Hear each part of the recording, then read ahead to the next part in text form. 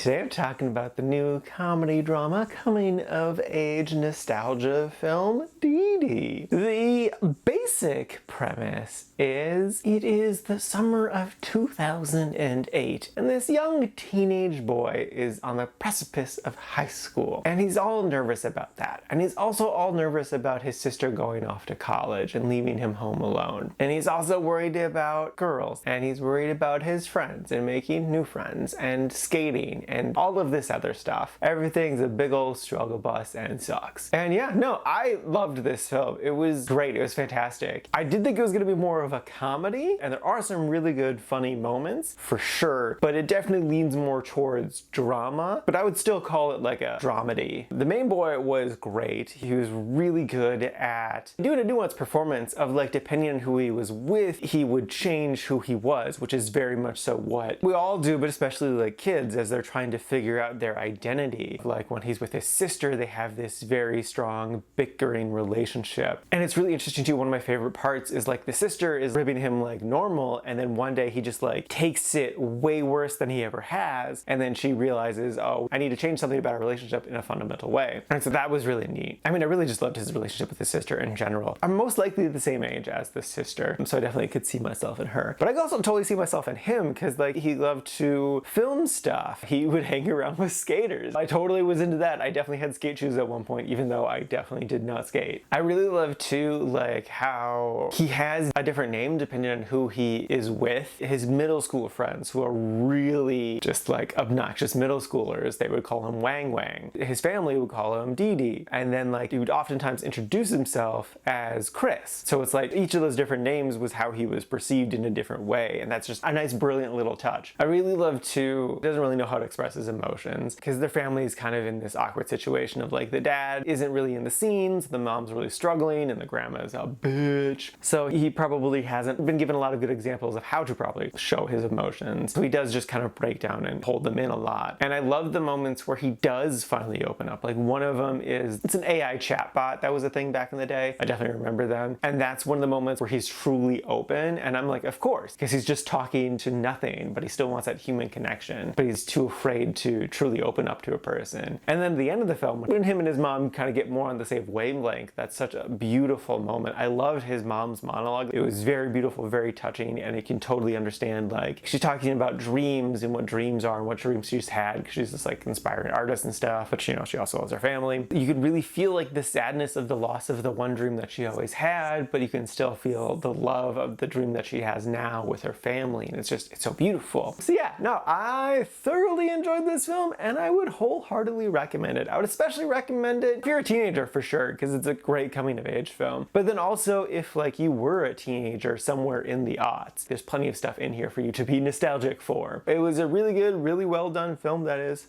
totally worth a watch. And now for my ranking, I put this at number 14 in the really like section. And this is a total of 53 new movies so far this year.